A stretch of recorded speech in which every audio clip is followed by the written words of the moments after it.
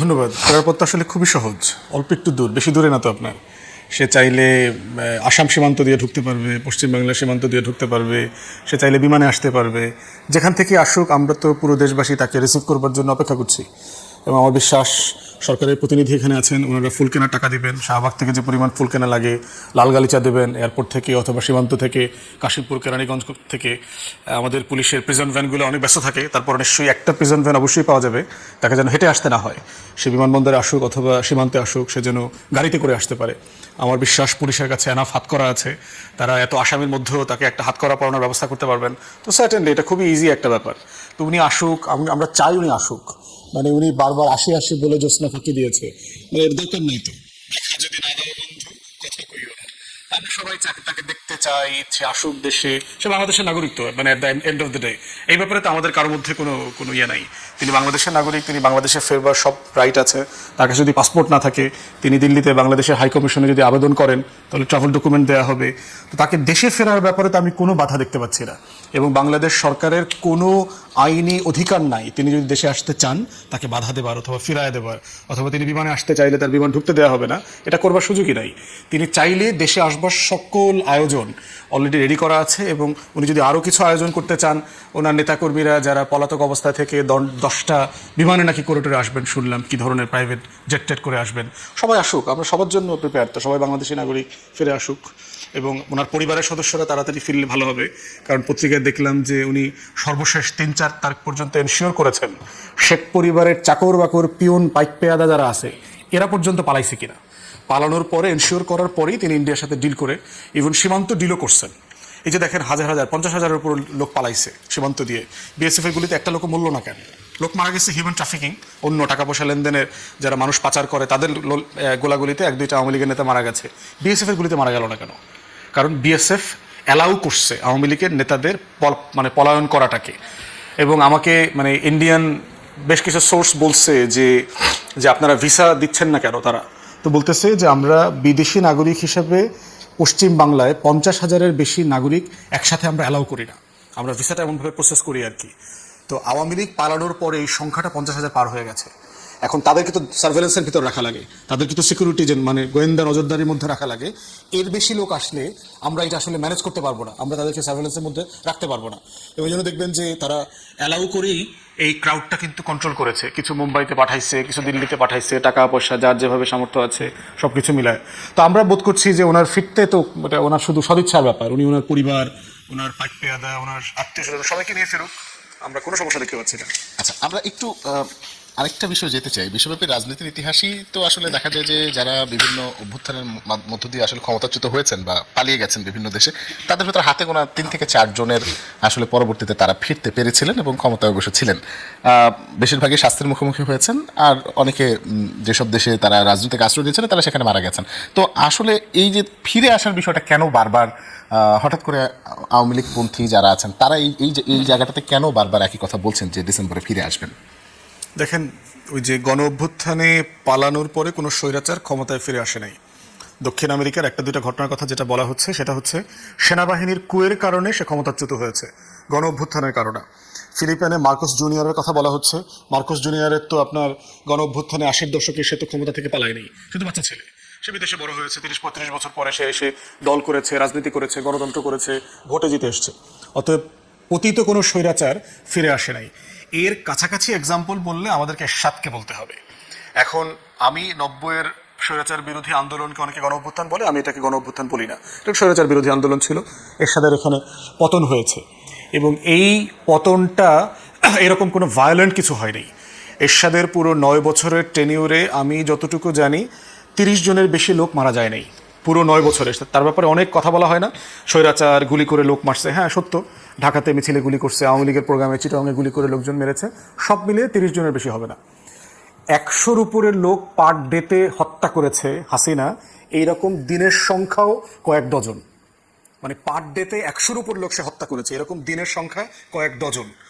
তাহলে সেই রকম একটা জায়গায় গণহত্যা করে তিনি আবার ক্ষমতায় ফিরবেন এমন ঘটনা যদি কখনো ঘটে থাকে, তাহলে পৃথিবীর আমাদের যে ইতিহাস পড়া, আমাদের যে রাষ্ট্রবিজ্ঞান, সোশ্যাল সায়েন্স, এগুলো সবকিছু আবার নতুন করে আমাদের পড়তে হবে এবং এটা রিভাইজ করতে হবে আবার। তারপরে হচ্ছে যে তাহলে ফেরার আলোচনা কেন? ফেরার আলোচনার একটা বড় জায়গা হচ্ছে আওয়ামী লীগের বয়স দেখেন, 49 সালে দল তৈরি হওয়া একটা দল, যাদের আংশিক একটা অংশের নেতৃত্বে বাংলাদেশে মুক্তিযুদ্ধ হয়েছে। এই দলটা দিল্লির পারপাস সার্ভ করতে পেরেছে সাকসেসফুলি, যে কারণে লম্বা সময় সে ক্ষমতায় থেকেছে, প্রায় 25-26 বছর। জাতীয় পার্টি যোগ করলে এটা 9 বছর। এই টিম হিসেবে তারা একসাথে কাজ করেছে। তাহলে এত লম্বা সময় যারা ক্ষমতা কাঠামোতে ছিল, এবং এই ক্ষমতা কাঠামোর তো একটা বিশাল এস্টাবলিশমেন্ট তার আছে এই রাষ্ট্রে, তার বিশাল চাটুকার গণমাধ্যম আছে, সাংবাদিক আছে, বুদ্ধিজীবী আছে, পেশাজীবী আছে, সকল পেশায় তার লোক আছে। অতএব এই বিশাল গোষ্ঠী তো সাডেনলি আপনার নাই হয়ে যাবে না, তার তো একটা ভয়েস আছে। তার এই ভয়েসটা এখন ট্রমার মধ্য দিয়ে যাচ্ছে। এই সোশ্যাল পাওয়ার, এই সোশ্যাল এস্টাবলিশমেন্ট রিপ্লেস করতে একটা সময় লাগবে। এই সময়টা পর্যন্ত কি হচ্ছে? আলোচনাটা হচ্ছে, তর্কটা হচ্ছে, এই মানুষগুলো আসলে কোথায় আছে, কিভাবে আছে। সে ঝটিকা মিছিল করছে, সে কদিন আগে দেখলেন টেলিগ্রাম গ্রুপে 400-র উপরে আওয়ামী শিক্ষক বিভিন্ন বিশ্ববিদ্যালয়ে তারা টেলিগ্রামে সিক্রেট গ্রুপ করে তারা সেখানে মিটিং টিটিং করছে। শেখ হাসিনার হোম কামিং, প্রত্যাবর্তনকে কেন্দ্র করে তারা কি কি করবেন না করবেন, মিছিল মিটিং করবেন। তো এখন আবার বিশ্ববিদ্যালয়গুলোতে তদন্ত কমিটি শুরু হয়েছে। ঢাকা বিশ্ববিদ্যালয় দেখলাম 6 জনকে ইতিমধ্যে সাসপেন্ড করেছে তারা, বাকিদের ব্যাপারে তদন্ত চলছে। তো আমরা দেখি আওয়ামী লীগের মানে মানে মানে হাড় অথবা ঘাড় কতটুকু মোটা, কতদিন তারা এটা সাস্টেইন করতে পারেন, এটা আমরা দেখতে চাই। জি, ধন্যবাদ। আলোচনার বিষয় যেহেতু ফেরার পথ কি এত সহজ কিনা সেটি দিয়ে শুরু করতে চাই। যে দেশের বাইরে বসে সংবাদ সম্মেলন করলো যিনি, এবং ডিসেম্বরে দেশে ফেরার যে ঘোষণাও দিয়ে রাখলেন, আরও একবার দিলেন, এর আগেও দিয়েছিলেন। এই ফেরার পথ কি আসলে এতটাই সহজ কিনা? রাশেদ খান, আপনাকে দেখতে শুরু করবো। জি, সবাইকে শুভেচ্ছা। দেখেন, যে শেখ হাসিনা তার মুখটা দেখাতে লজ্জা পাচ্ছে, সে আবার বাংলাদেশে ফিরবে, এটা কি আসলে বিশ্বাস করা যায়? শেখ হাসিনার বাংলাদেশে ফেরার মতন বাস্তবতা নাই। পালিয়েছে তো পালিয়েছে, বরং তার লাশটাও বাংলাদেশে আসলে ফেরত আসবে কি না সেটি নিয়েও সন্দেহ সংশয় আছে। বাংলাদেশে যারা সরকারে আছে, যারা আমাদের অপোজিশনে আছে, হ্যাঁ, আমাদের ভিতরে নানান বিষয়ে মত পার্থক্য থাকতেই পারে, কিন্তু সবাই কিন্তু গণ অভ্যুত্থানের শক্তি, এবং সবার কমন শত্রু গণহত্যা, মানে যে গণহত্যা চালিয়েছে। সুতরাং এই গণহত্যার মাস্টারমাইন্ড শেখ হাসিনা বাংলাদেশে নিজেকে ফাঁসির কাস্টে ঝুলানোর জন্য ফেরাবে না, বরং আরেকটি 11 তৈরি করা যায় কিনা সেই ধরনের অপচেষ্টা আছে। এবং সেই চেষ্টার অংশ হিসেবে ডিসেম্বর মাসে বাংলাদেশে আসবে এ ধরনের একটি ফাঁকা আওয়াজ মাঠে ছেড়ে দিয়েছে, এবং সে দেখতে চায় যে তার নেতাকর্মীরা মাঠে নামে কিনা। একটি আলটিমেটাম দিয়েছে, ডিসেম্বরে ফিরবে। গতকাল সাংবাদিকরা, আমি যতটুকু বিবিসির যে সংক্ষিপ্ত পরিবেশন সেটি দেখলাম, সেখানে বিবিসি যেটি বলছে, তাকে সাংবাদিকরা প্রশ্ন করেছে যে আপনি কত তারিখে ফিরবেন। সে কোনো তারিখের কথা না বলে সে বলছে ডিসেম্বরেই ফিরব। এছাড়া আরেকটি যে মন্তব্য শুনলাম, গণহত্যার জন্য সে আসলে অনুতপ্ত কিনা, ক্ষমা চায় কিনা। সেক্ষেত্রে শেখ হাসিনা নিজে উত্তর না দিয়ে তার ছেলেকে দিয়ে উত্তর দেওয়ালো, এবং সজীব ওয়াজিদ জয় বলল যে যেমনিভাবে পুলিশের হত্যাকারীরা দায়মুক্তি পেয়েছে, ঠিক একইভাবে যারা গণহত্যা চালিয়েছে তারা ওইভাবে দায়মুক্তি চায়। মানে কি? মানে দেখেন, এত বড় অপরাধ করলো, এদের মধ্যে ন্যূনতম অনুতপ্ত বোধের জায়গাটা নাই। সুতরাং বাংলাদেশের জনগণ কিভাবে আওয়ামী লীগকে ফেরাবে, কিভাবে আওয়ামী লীগকে ক্ষমা করবে? আওয়ামী লীগ মনে করে যে আমরা অতীতে 21 বছর পরে ফিরেছি। দেখেন, ওই সময়কার বাস্তবতা, ওই সময়কার মানে মানুষের যে চিন্তা চেতনা, এবং বিশেষ করে ওই সময় মানুষ তো এত বেশি আধুনিক ছিল না, তথ্য প্রযুক্তি এত বেশি স্ট্রং ছিল না। এখন মানুষের হাতে হাতে মোবাইল, এবং সবথেকে বড় বিষয় হলো সামাজিক যোগাযোগ মাধ্যম, তাই না? দেখবেন আমাদের প্রতি বছরেই ফেসবুক কিন্তু আমাদেরকে স্মরণ করিয়ে দেয় যে আসলে গত বছর কি ঘটেছিল। তার মানে কি? তার মানে বছর বছর অন্তত এই ডিজিটাল যে মাধ্যমগুলো আছে, যেটি সামাজিক যোগাযোগ মাধ্যম আমরা সবাই ব্যবহার করি, ঠিক নিত্য পণ্যের মতনই বলা যায়। প্রতিদিনই আমরা অসংখ্যবার আমরা এই ইউটিউবে বলেন, ফেসবুকে বলেন, আমরা এটা ইউজ করতেছি। আমাদের সামনে মানুষের যে চিৎকার, রক্ত, মানুষকে কিভাবে গুলি করে হত্যা করেছিল, এই দৃশ্যগুলো আমাদের সামনে প্রতিনিয়ত ভাসতেছে। তার মানে যতদিন আমার কাছে মনে হয় যে এই আধুনিক যুগের যে আপনার প্রযুক্তিগুলো আমাদের কাছে আছে, শেখ হাসিনা বা আওয়ামী লীগের রাজনীতি ফেরা আসলে সহজ হবে না। তবে সেক্ষেত্রে একটি চিন্তা হলো, যেটি নিয়ে অনেকেই কথা বলেছে, যে রিকনসিলিয়েশন, এটি নিয়ে আসলে কী করা যায়। দেখেন, আমাদের স্পষ্ট বার্তা হলো দল হিসেবে আওয়ামী লীগের বিচার হতে হবে, এবং যেটি ইতিমধ্যে আন্তর্জাতিক অপরাধ ট্রাইব্যুনালে সেই বিচার কিন্তু চলছে। তো সেক্ষেত্রে বিচারের পরে যদি দেখা যায় যে আওয়ামী লীগের অমুক কোনো অপরাধ করে নাই, ওকে, আওয়ামী লীগের বাইরে যদি তারা কোনো দলে যুক্ত হতে চায় বা নতুন দল গঠন করে রাজনীতি করতে চায়, করতেই পারে।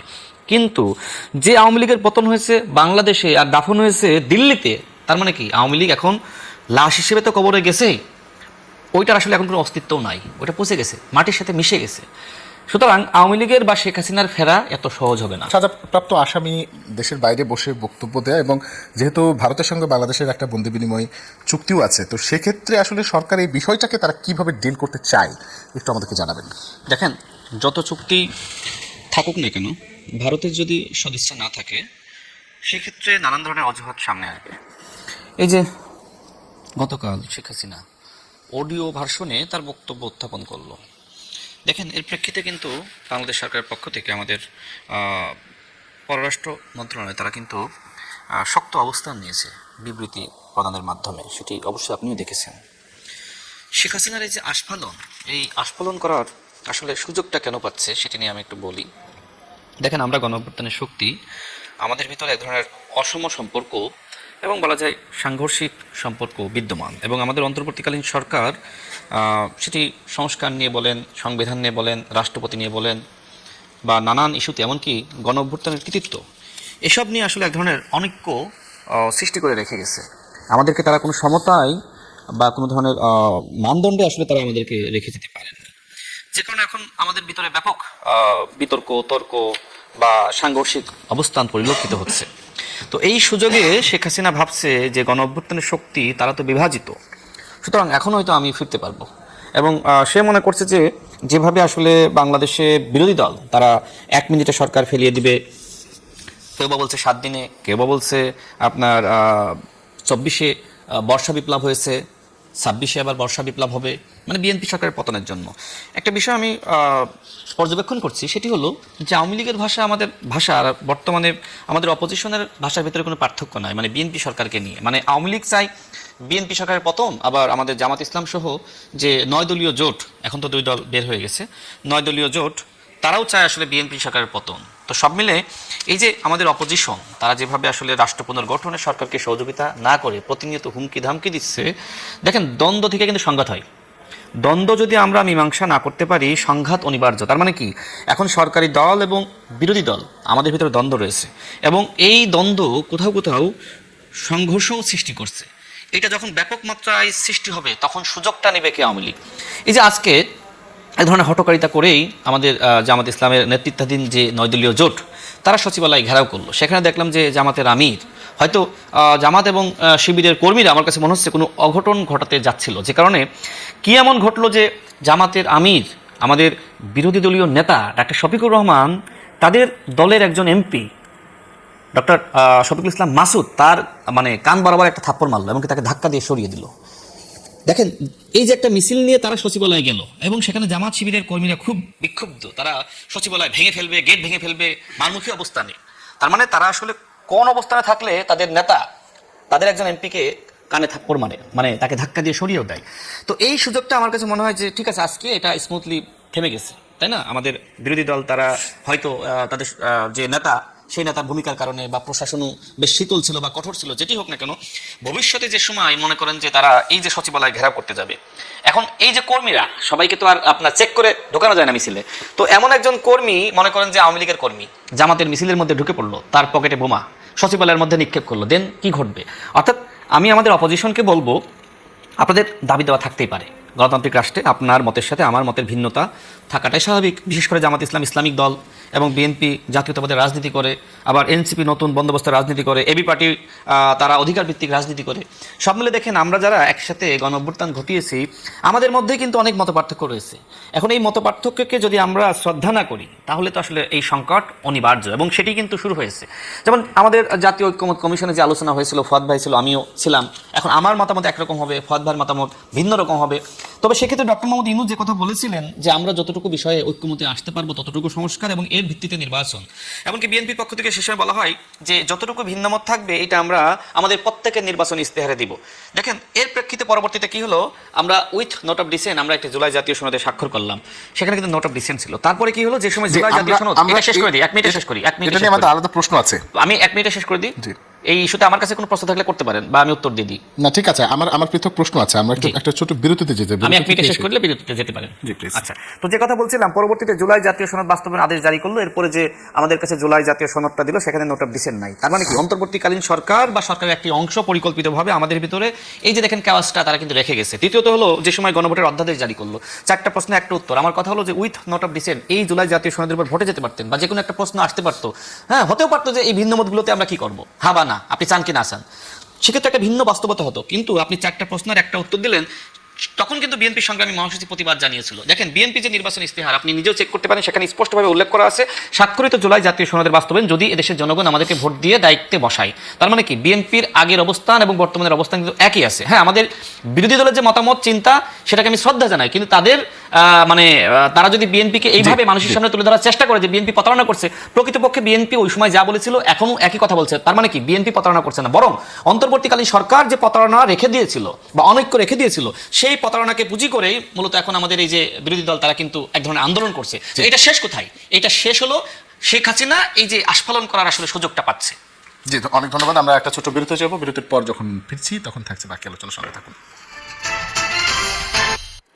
বিরতির পর স্বাগত, দেখছি নিউজ 24 চলছে নতুন বাংলাদেশ। আপনার সঙ্গে আছেন রিশাদ হাসান। আমরা আলাপ করছি রাজনীতির বিভিন্ন ইস্যুতে এবং আজকে আমাদের আলোচনার বিষয় ফেরার পথ এতটা সহজ কিনা। যদিও আমরা এরই মধ্যে সেই বিষয়ের কথা বলে ফেলেছি, আমরা একটু ফিরতে চাই আমাদের দেশের রাজনীতির মাঠে। জুলাই গণঅভ্যুত্থানের যে প্রামাণ্য চিত্র যেটা আমরা দেখলাম বা যেটা গতকালকে দেখানো হলো, সেই অনুষ্ঠানে আসলে এত হট্টগোল হওয়ার কারণটা কি, অভিযোগগুলো কি কি ছিল? আসাদুজ্জামান ফুয়াদ একটু বলবেন। ফেরার পথের ব্যাপারে আরেকটু বলি, সেটা হচ্ছে যে আওয়ামী লীগের নেতাকর্মীদেরকে যে জিনিসটা তারা বুঝ দিচ্ছে যে হাসিনা তো 75-এর পরে ফিরেছে, 1/11 পালিয়ে যাওয়ার